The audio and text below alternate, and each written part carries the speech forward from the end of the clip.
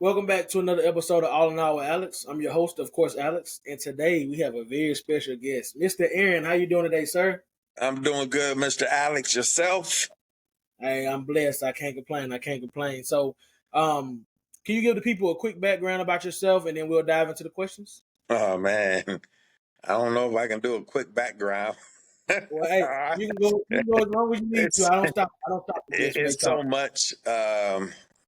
Man, I guess if I was born in Akron, Ohio, moved to Houston, Texas when I was 10 years old with my mom because she wouldn't let me stay with my friends. Back then you didn't have a say. You couldn't chime in, and your feelings really wasn't that important when it came to adult like decisions. So I've been down in Houston, Texas, living a SWAT. That's what they call it down here, Southwest Alief, Texas. Uh, right now I live in West Houston, over near City Center, Memorial area. Uh, been down here for 43 years. I'm 53 years old.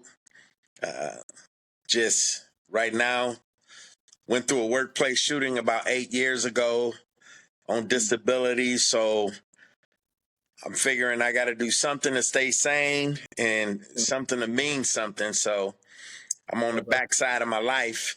And so I'm go around and I do a book signing. I have a book called Metal Monday.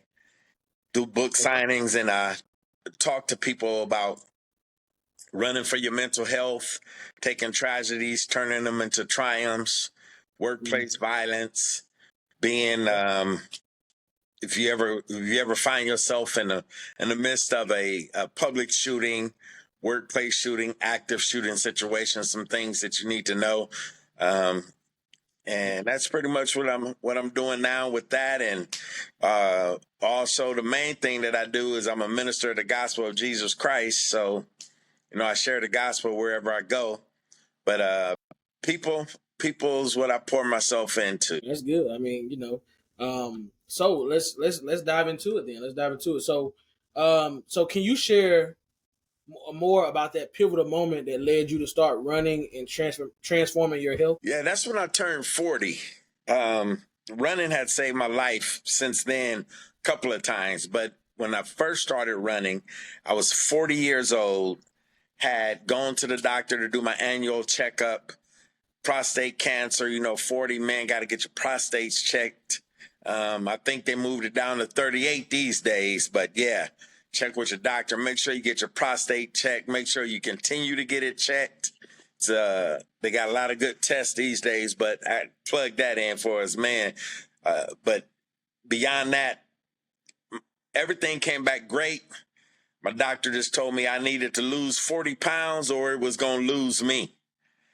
And I was like, man, I don't have time to work out and anything. I own my own company. I was working. If I didn't get it, it didn't get got. I had kids ripping and running around. I was going to school full time. So I told him I ain't had time to work out right now. He said, how much time you going to have when you dead? So that put it in a little more urgent perspective, if you will. Right. Yeah. Nah, I understand that. I understand that. All right. So how about this? So how did the workplace shooting in 2015 impact your life and your running journey? Well, just coming off of the doctor situation, and the reason why I start there, because, there's certain things you can look at in life and you be like retrospective, you can see the hand of God, or you can see events coming together. And so I began to see that later. So that's why I want to start there, because actually I was being prepared for what would happen. And so that first year I lost 100 pounds when I started running. And then the next 4 years, I lost an additional 78 pounds. So I was a running machine. I was doing trail running, having fun with it, enjoying it. I started off with 15 minutes and it grew up to where I would go out and run 6 hours straight. And it was just relaxing. And doing that, people kept looking at my times and you know the speed I was running with, because I'm 6'2", and I'm running in these trails and I'm running, you know, some good times. So my pastor asked me one day, big man, that's what he called me. He said, big man, you ever think about running professional? I said, no, pastor. And, you know, when I thought about professional, I thought about the Boston Marathon. I thought about Right. those guys that look like this, you know, Yeah. that be running at the Boston Marathon. That's the only thing I ever knew. You Yeah. know, I knew track from high school and stuff, but as far as professional, that's all I ever knew. And Right. so he was like, no, no, no, I ain't talking about that. He said, the trail running. He said, you know, they have professional trail runners. And I said, no, I never thought about that. He said, well, you ought to think about it. He said, I got a friend of mine that's a coach and I want to introduce you to him. So I thought about it. I was like, cool, I'll meet him. So I went and met with this guy named Andy Stewart that was at Finish Line Sports over in Sugar Land, Texas. And him and I sat and talked, and we talked about my history about running, whether or not I had ever been trained. And I was like, no. And so he was like, I heard about the times that you running and where you running in the trails. He said, man, you moving for a big guy. I said, yeah, that's what everybody keep telling me. And so we got to talking, and I told him I'd think about it. And he was like, told me before you go, he said, I want, you know, you can make money from trail running. I said, you can? And so we talked about the money aspect of it. I said, so you telling me I can do something that I love to do right now, and I can do it full time, and I can win money and get paid and get sponsorships and stuff? I was like, sign me up. So, you know, I'm working corporate America. I'm, you know, hard labor at times, and you know, so to do something like that and make well over what I was making 3-4 times as much, yeah, sign me up. And so he was going to start training me, and my first run was going to be at the Brazos Bend 100 out. It's outside of Sugar Land, Texas, and I was going to go out there. I was going to do the 50 miler, and I was going to run with some people that were professional runners. Excuse me. That were professional runners. And 2 weeks before, it come the workplace shooting. And so that derailed, it ended up derailing my running.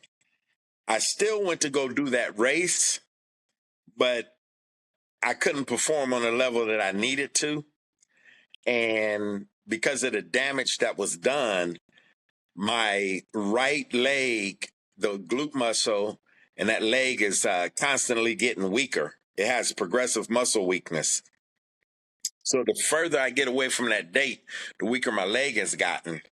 And so my running dropped down like the Dow Jones the other day when it dropped 1,000 points, except it ain't bouncing back. So, and then I was experiencing all kind of other stuff that I'd never experienced. PTSD, sleep deprivation. I was sleep deprived for over 7 years. And even now, you see, I still kind of yawn and stuff. It used to be a lot worse. Um, I was hallucinating, anxiety, depression, crying spells that were uncontrollable.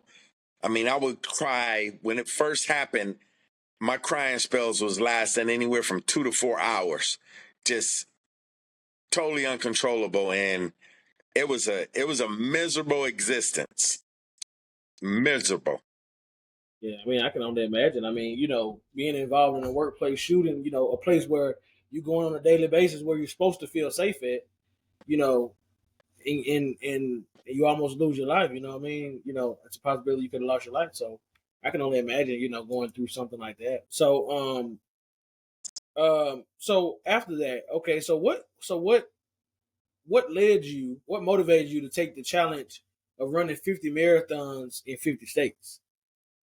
In 50 weeks. 50 marathons get some people. In 50 states get others, but doing it in 50 weeks, that get everybody. Oh yeah, yeah, I was literally I was literally laying down on the couch, and at a point where I was like, if I don't do something to shock my life, to get my life back, I'm going to lay here and die from sadness and depression.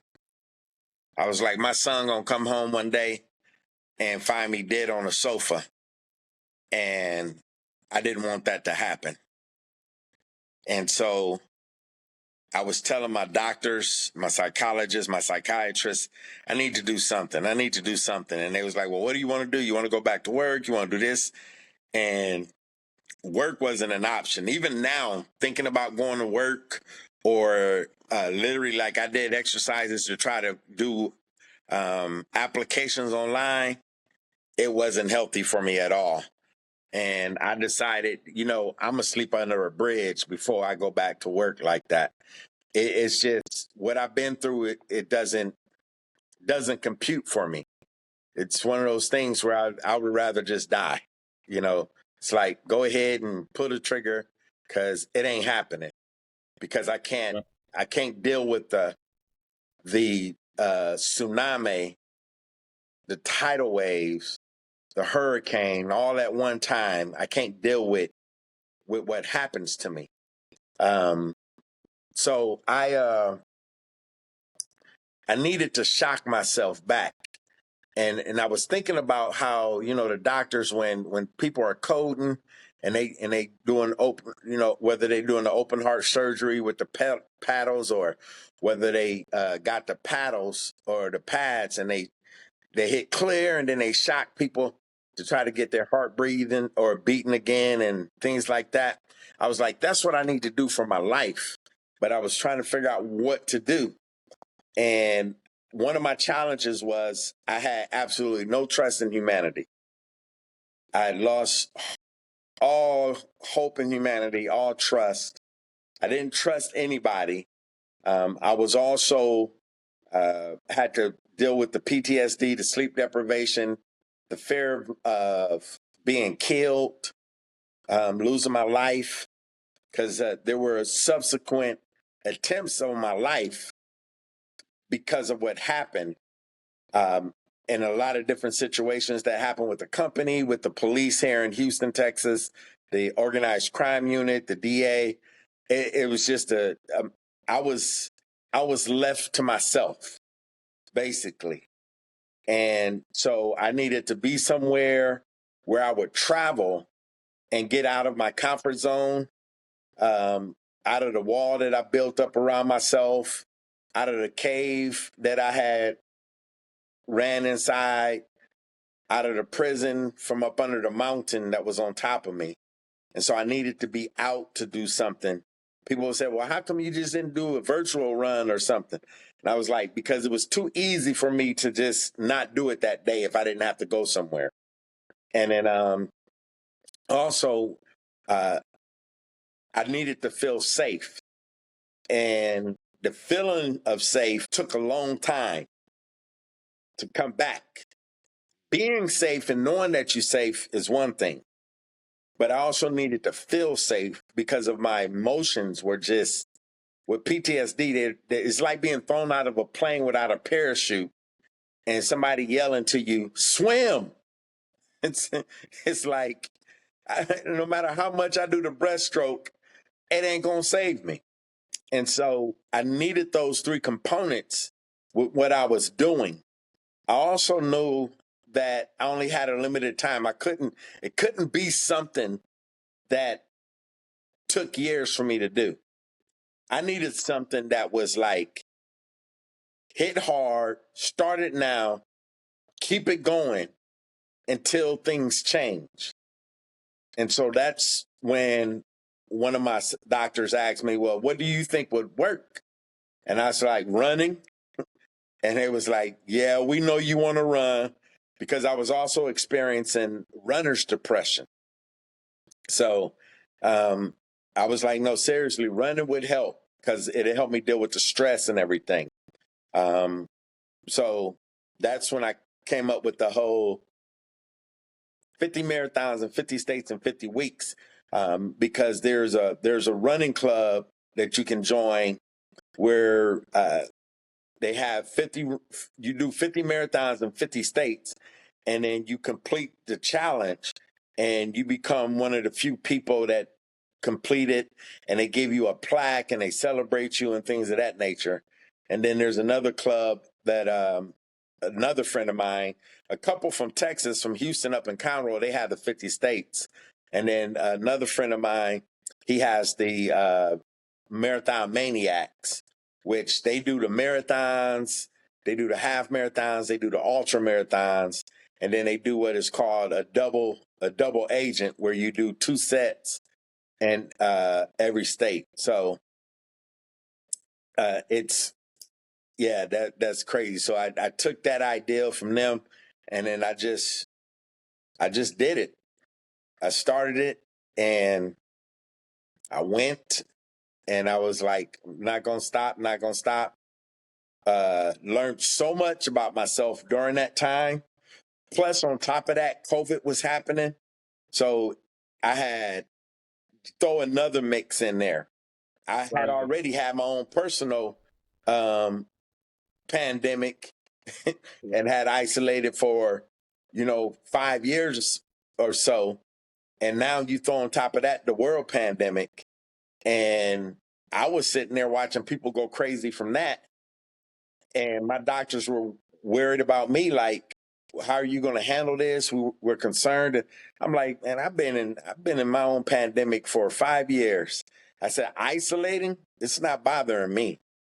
If the world stay like this for the rest of my life, I'll be okay. In the sense that it wouldn't bother me, but that's not okay. It's not okay for anyone to live like that for an extended period of time.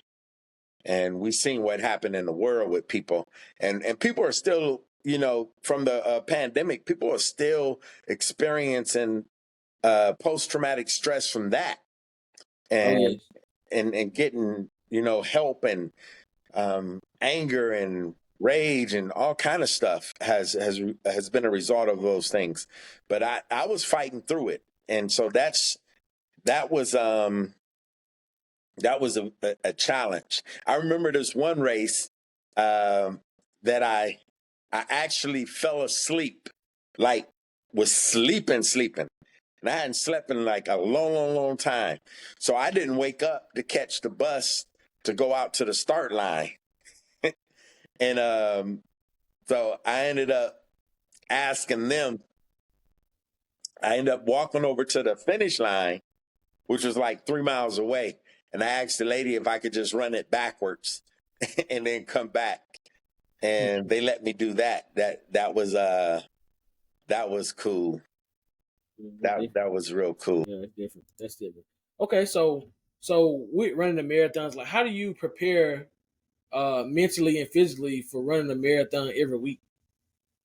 Well, keep in mind, I was an ultra distance runner.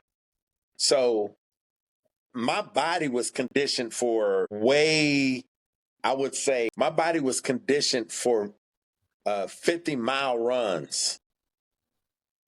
So a marathon was 26. Now, what my body wasn't conditioned for, that I found out, was the bullet that I have in my right gluteus maximus and the scarring. So I didn't know how my body was going to respond to that. And that was, for me, the main challenge. Now, I had to have a longer recovery period. So I basically only ran twice a week. The actual run that I was attempting, and then the recovery. That was it. Just twice a week. But I was so conditioned, so well conditioned with running, that when I did it years later, like that was like 6 years after the shooting. Let me see, was it 4, 2015, 5 years after the shooting, I was still like in good shape as a runner. And even though it's been 8 years, like right now, this to give you an idea of how much I had ran, um, before I started running, I was about 2,400 excuse me, I was about at 2,000 calories. My resting calories were about 2,000. Now, if I don't do anything, my resting calories at about between 2,900 to 3,100 every day. Because when I was running all that, I was on the average week was like around 75 to 7,800 calories I was burning each day. That was just Monday through Friday. And then when the weekend came, my weekend calorie count was like 10 to 12,000 calories Saturday and Sunday each day. So you take that, as long as I was doing that for 5 years before the shooting took place, that it changed my body's mechanics. And so the running that people do for marathons and stuff, it doesn't bother me. Even going out walking the distance or walk running, that doesn't bother me. My body's used to that. What I'm not used to is having a foreign object in my glute and the pain that it causes. And like if my glutes, they'll shut down. It's like driving your car with the emergency brakes on, you know. And then on top of that, sometimes my right leg would just totally give out. So I'll find myself on the ground. So the bullet is still inside, still in you right there. Right now? Yeah. So I got shot 5 times in my upper left torso. A bullet ricocheted off my ribs, took a chunk of skin out. I got shot 4 times when I was running away from the guy, which, by the way, the detective that came out from the aggravated robbery murder department from HPD, Houston Police Department, that day, when he came out and did his investigation, I was at the hospital. And when he came to the hospital, he said, I heard that you lost a lot of weight when you used to be, real big, and you this runner now. I was like, yeah. He said, man, he's like, do you know, if had you not been able to run, he said, I saw the video. He said, had you not been able to run, you would have been dead. Because he said, there's no way you would have been able to hop up to your feet like you did and run. So when I ran away, the guy shot me 4 more times. I had all 4 bullets go in the back area. One of them traveled down into my inner left thigh and missed my femoral artery by a centimeter. Matter of fact, when I got to the hospital, I was telling the nurse that I felt some irritation on my inner thigh. And when he pulled back my leg and examined my inner thigh area, he reached up and he had the bullet fragment like this in his hand. Mm. And so they sent me back to get an x-ray of that area. And when it came back, they said that the bullet missed my femoral artery by 1 centimeter. He said, had that hit your femoral artery, he said, you would have bled out. You would have been dead before the ambulance got there. And then I had another bullet removed by surgery. And then there's a bullet that's actually down in the gluteus maximus muscle. And so that's, with that scarring back there and that bullet in that glute muscle, I didn't have any idea of how much pain I would be in trying to run like I did. And what that pain ended up doing is causing me to trigger the PTSD. I remember 2 weeks after the shooting, I went ahead and did the run because the surgeon that had to take the bullet out, he said that I asked him, could I still do my run? Because, I'm still thinking about, I'm going pro. I want to go Right. do this run. Yeah. That's what I'm thinking about. I'm alive, thank God, and this and that. So I go do the run, but around mile 35, I start falling. And my leg giving away, and the pain got so bad that I end up catching vertigo. my PTSD kicked in, and I had vertigo, and I couldn't even stand up straight, didn't know which way was up or down. And so at 40 miles, they took me off of the course and set me at this gazebo. And because they were sitting there saying, you know, you can't be on the ground because it was they had alligators around there. It'd be like, we don't want the alligators to get you. You know, they've been dragged me into the water and ate me, had a good meal. But so they set me on this gazebo and they called for a ride. Well, when the guy came to take me back to the medic camp or the medic tent, I was steady trying to convince him to just give me a moment. Let me rest for a moment. I only got 10 miles left. I was like, I know I can finish it. I know I can finish it. And they was like, nah, you're not finishing it, bro. And then so when I went to stand up to walk over to the actual cart, that vertigo kicked in again, man. Them folk had to carry me over. And I knew right then and there that it was something that just was going to affect me for the rest of my life. That's rough. That's rough. So throughout all the running that you did, what was probably your most positive, memorable experience from your journey across the states? Oh man, positive, memorable. Moment that you would never forget, like the one that sticks out, the first one that just comes to mind. The first one that came to mind when you said that is I actually carried, I actually had carried a lady on my back that was injured, and I was running with her to get her some help. That stood out. And I remember people were saying, look, he running with his wife on his back. They thought I was doing it the whole race, like, Yeah. and it was only for like half a mile, or not. Yeah, it was about a half a mile. And yeah, so I got her some help.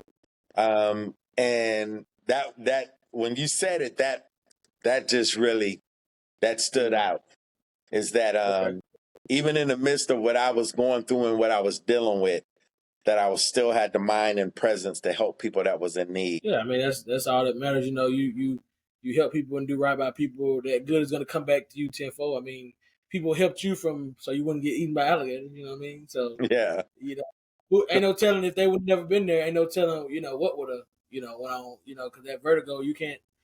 Like you said, you really can't move. You really can't. You don't know which way you're going. You know, you could No. have rolled and rolled right into the alligator. Yeah, you don't have if anybody ever had never had vertigo, they can go on one of those rides that spin everywhere, get you dizzy, and that can give you a semblance of it, but not having that gravitational balance, that pull, you don't know what's up or down, what's right or left.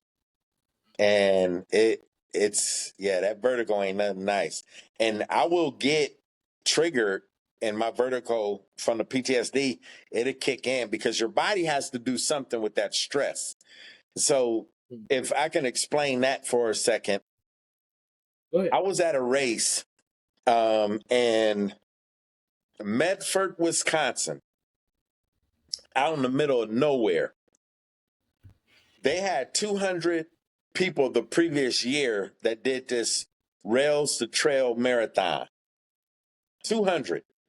Now, the year that COVID opened back up, when I went to this race, it was over 2,000 people that showed up.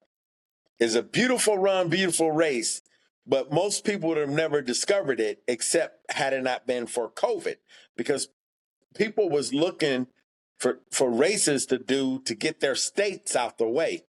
So you had all these people show up, and the little small town was nice. They took everybody, and it was very hospitable, very nice. However, when I started the race, within 2 miles, the pain in my glute was on 10 plus thousand.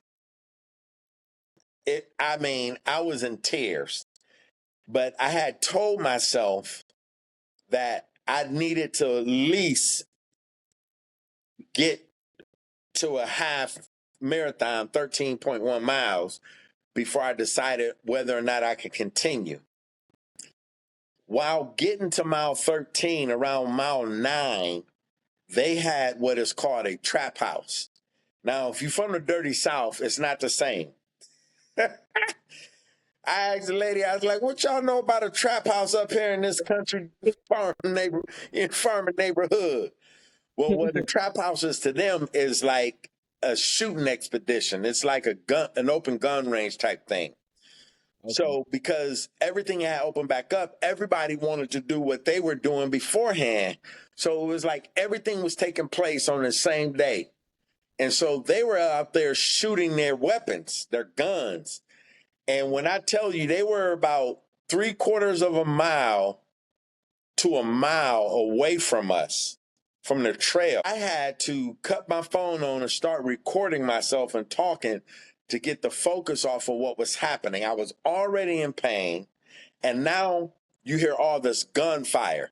And when I tell you the recoil, the kickback, some of those weapons were so powerful, you could feel the sound waves hit you.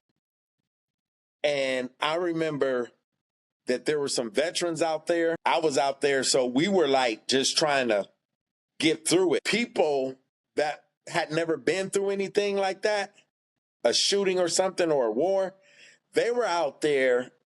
There were some people that were literally in tears because they felt like they had been shot. But they hadn't. And so when I got to the turnaround, I told the guys, I said, now I wanted to keep going, but I told them there's no way I can run back through that. It lasted for 3 miles, and there's no way I could go back through that. My body, I could not take it. So they called for someone to come pick me up and take me back to the beginning. And the race people, they kind of knew about, what I had gone through, because a lot of races, they ask you, is there anything medical that they need to know in case something happened while you're on the course? And so I had talked to them already about what I had been through. So when I got back, the lady was like, I'm so sorry. They apologized. They didn't know that was going to be happening. And I understood it. Nobody's fault. But they were concerned about me out there because they knew why I was doing what I was doing. That was difficult to get through, and it stuck with me. I mean, it still comes up in my memory here and there, but it stuck with me literally for a while. Yeah, I can only imagine. I mean, because going through what you went through, and then you in the race, and you already feeling the pain from going through what you went through, and then you hearing sounds that remind you of what you went through. All at the same time. I mean, and then still and then going 3 miles. So that's what, probably 30 minutes almost of you having to deal with it for 30 consecutive minutes. So Yeah, I was walking at that point, so it was more like 45 minutes. Okay, yeah. Yeah, I I knew couldn't. like I had to focus on my camera, because I had my phone out and I was talking to myself, recording myself, looking at my eyes and stuff, and just trying to take my focus off of it.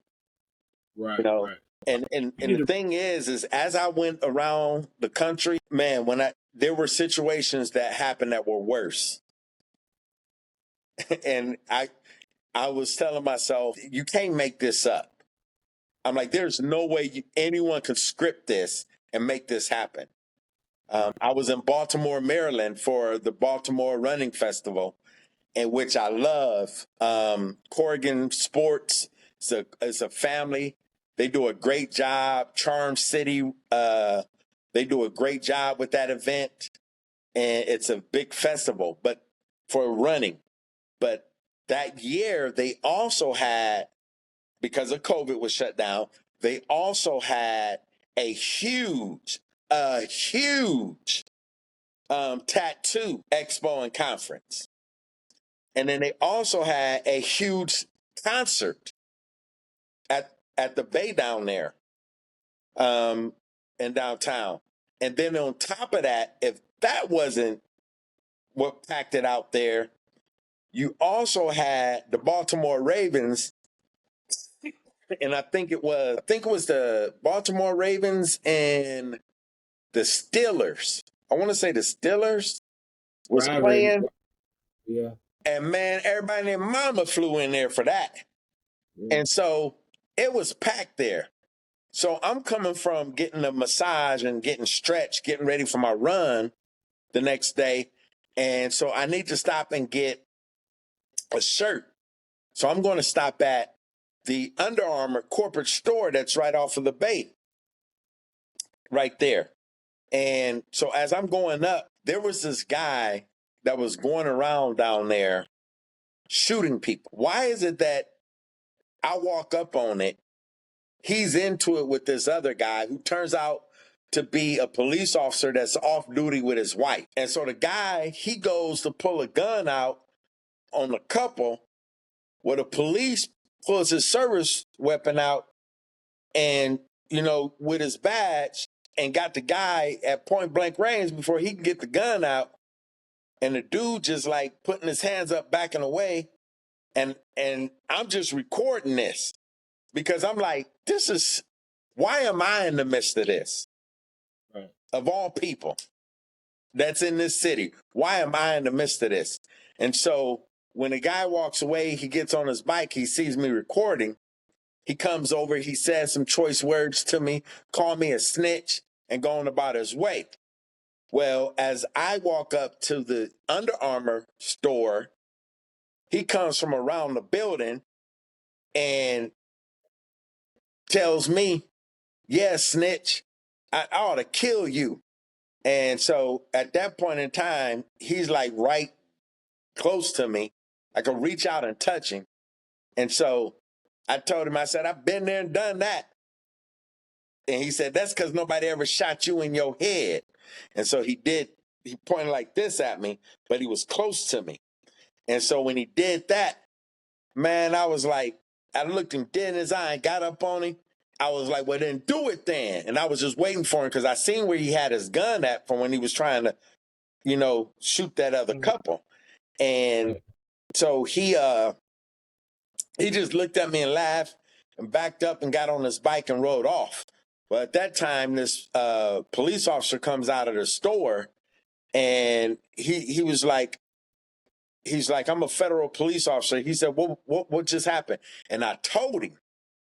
And then the security guard comes up. She's coming back from lunch, and she was like, what was that about? And this and that. And he said, do you remember that guy I told you I stopped earlier? And she was like, yeah. She was like, he just threatened to kill this guy and was about to pull a gun on this couple over here, this and that. And she's like, yeah, I told you that he had been going around shooting people. And the guy was like, I talked to him earlier. He's like, I thought the dude was playing. And then the federal cop says that the guy showed him his gun, but then he said that he thought that the gun was fake. So the guy ends up going around shooting people that whole night. And so they're looking for him. So the next day during the marathon, they had called in the Army Reserve and everything. They had the dogs out there. They had the drones. They had snipers on buildings. They pulled out the force on it. And the police chief was on the television asking for the public's help to identify the guy or to locate him. And I'm sitting up here like, and the number of people that were in law enforcement or security that was down there at the bay was sitting up there that was saying that they thought that the guy was playing. It was ridiculous. It was ridiculous. So I know that I think it was like 7 or 11 people that got shot. Nobody got shot fatally that I knew of when I left that time. But I had situations like that happen, and with me trying to deal with what I was dealing with. So that was another reason why I just had to keep doing it, keep going. I was literally fighting for my mental health and well-being. I was fighting to live again, fighting to get my life back. Now, keep in mind, this whole time, I'm still experiencing all the symptoms that I've been going through, especially the sleep deprivation, which was making it a miserable existence. Not, I understand why people will confess the crimes that they didn't do just to get some sleep. The thing that I learned about sleep deprivation is that you could literally die from it. Like literally, your body will just shut down and you will die. It'll power down like your phone. Yep. Excuse me. So what advice would you give other people facing adversity? What advice would you give others who are facing adversity and seeking to overcome? First thing you got to do is take ownership of your situation. You can't control what happens to you, but you can control what it does to you in your future. You, like one of my Starbucks barista, his name is Danny down in Houston. He had battled cancer. He told me one day, he said, you're going to have to learn to live with it and not for it. Your whole existence can't revolve around what happened to you. So you got to take ownership. And you have to take ownership of your response. You got to take ownership of your anger, your resentment, your bitterness. It ain't fair. Life ain't fair. I mean, the stuff I went through, this is just a drop in the hat. People that have heard like pretty much the whole story, they think it need to be made into a film. But that's the first thing I would say. Take ownership. And then for me, the next thing I did is I put a team of people together. From my primary care doctor to my psychologist, my psychiatrist, to my physical therapist, to I got a massage therapist. I got trainers. I had 2 trainers, my nephew, and I had another trainer, which was a friend of mine that I went to school with. His name is Marcus McDade in Houston. He used to compete, bodybuilding for competition, real life. Shout out to the Gank crew. That was a little crew we had of muscle bound dudes back in high school. Ailey Felsick. But I put a team of people together. I researched. I know my doctors that they got their degree, but I started researching about me, about I needed to understand it. Now they had to give me information, but I needed to. I found stuff, new studies and things that have happened that my doctors were unaware of. And I would tell them, there's only so much y'all can do, So I had to do my part, and I had to advocate for myself with insurance companies, which is something totally different. But I even had to get them on board and tell them this is what I need. This is the data that supports it. And one of the things is that running in and of itself helps anybody that have any type of mental health disorders. Running will help you. So it's not just PTSD. The other thing that I learned is that the number one thing that helps with PTSD is massage therapy. Now you got to know somebody that's know what they're doing with massage therapy, not just somebody that is certified to give massages. You got to know somebody that's passionate, that understand their craft, that has gone through the training, that understand the body, that knows what different muscles do, what different nerves do, things of that nature. And so you need somebody like that. And I know in my book, I have all these people in my book that, if people were to get my book, Metal Monday, from Amazon, or they got it from me, in the back of it, it has the cards and information for all these people that helped me. But I began to advocate for myself. and I made my own decisions, and I would not be nice about letting people know I do not trust you. I held people accountable for what they were supposed to do. I told my doctors you're not here to make my decision for me. You're here to help me to make an informed decision. I mean, I took control of my life. And I was like, I'm not going to be that one that sits back and say, woe is me.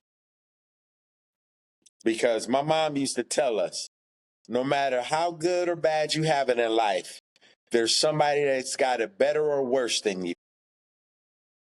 And then you have to So put a plan together and you got to execute it. And you got to fight. You got to fight because hell is coming against you. Everything going to come against you. There's going to be people that you love that see you getting set free, see you being healed, seeing you get blessed, and they going to try to pull you back down because they want you in that misery with them. They want you to be there with that woe is me. Yeah, we all been traumatized in some way, shape, form, or fashion. There's been so many people I have met as I've gone around and spoke and talked that have been in shootings, whether it was workplace shootings, public shootings, whether it was something from a war, illegal, legal, it didn't matter, that they never saw any help. And they hear me talk about it. And I have people that have, very few have come to me to try to talk me down from what I was doing. But most of them was like, man, I wish I could do what you're doing. And I would tell them, you can. Ain't nothing special about me, except I look good with this salt and pepper. I got to get a joke in here and there, man. Listen, there was 6 years of my life that I wasn't laughing. So to be able to laugh from the sincerity of my heart is a beautiful thing. oh yeah, oh yeah. And then plus, you got to believe it before anybody else believes. Yes, Ain't sir. nothing wrong with feeling good about yourself. You're supposed to feel good about yourself and talk glowingly about yourself because what you put out in this world. Words are powerful. What you say, Yeah, will they don't cause go a. away. Yeah, that's right. That's right. So That sound wave don't go away. It's no sir, no. reverberating. It's gonna come back like a boomerang and slap you in the face. That's right. So That's right. yeah, So, can you share like a personal practice or habit, ritual, or whatever you want to call it, that you find essential for maintaining your resilience? I prioritize what's important. Mm-hmm. I prioritize what's important. Um, so before the shooting, some people ask me, were you religious before the shooting? Did you know Jesus before the shooting? Did you go to church before the shooting? Yes, I was fully persuaded and committed to him before. What this has done for me has caused me to prioritize what's important between that and what's urgent. Okay. Because what's urgent may not necessarily be what's important. Because a lot of times you heard the saying, people say, it was, what is it? Ill preparedness on your part doesn't constitute an emergency on mine. So just because there are things in life that become urgent for others doesn't mean it's important for you. And just because you've allowed something that should have been taken care of to be taken care of in a timely manner, just because it's now urgent that it gets taken care of, still doesn't mean it's important. It doesn't trump what's priority. What's priority for you is how you sleep at night. I like to have a clear conscience. I treat people right. I deal with my emotions. I deal with my anger. I have anger from this all the time because I'm in constant pain. So I get angry. I get mad. I get upset. because I'm in constant pain. And sometimes it wakes me up in the middle of my sleep and I'm so frustrated. So for me, what's urgent is that what's important is that I deal with those emotions, that I don't let them build up. So what's important for me, in other words, what I no longer compromise with is my meditation time, my prayer time, and my me time. That I don't care what the building can be burning down.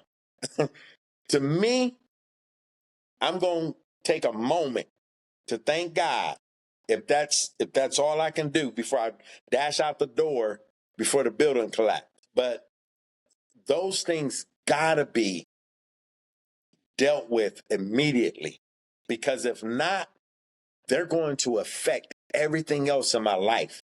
And I know somebody's listening now and they hear me, but they don't feel the ripple effect because it just hasn't gotten that bad.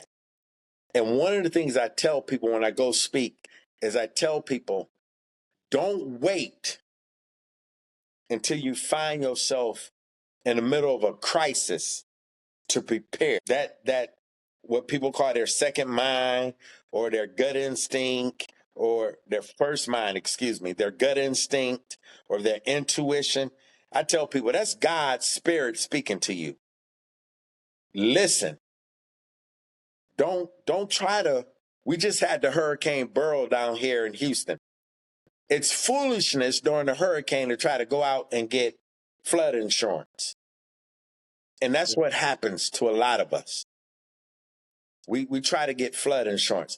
And I'll say this, had I not had a relationship with the Lord Jesus Christ in that scenario, I wouldn't have prioritized the lives of others like I did over my own, because I didn't want people dying going to hell.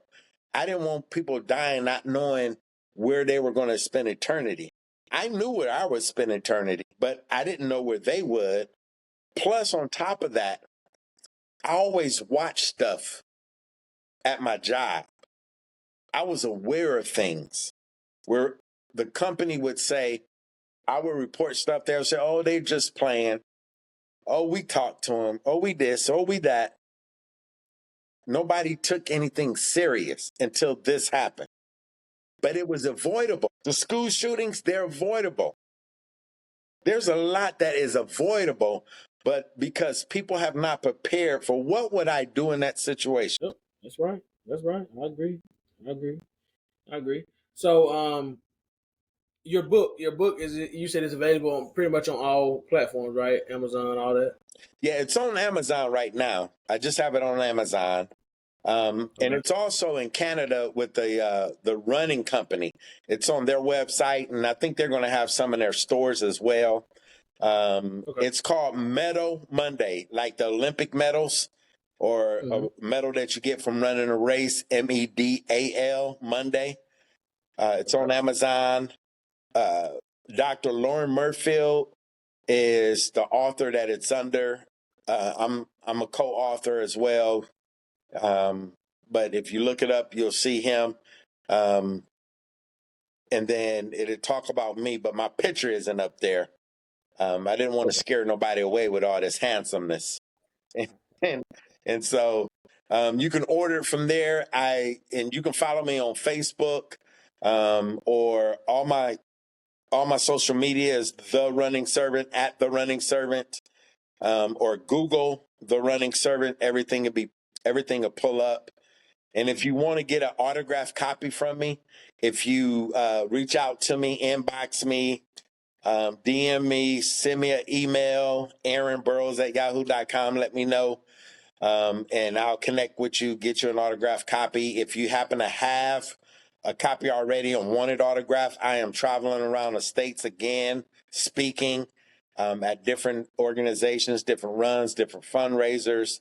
And if you want me to come speak at your organization, your company, to your family, I tell people, I will come speak to families, your running club. I will come talk to one person that's willing to hear what I've learned, what I got to say, because we live in a violent culture right now. And so more now than ever, you need to prepare. Man, we need to prepare our families. I tell people all the time, just you got to be prepared.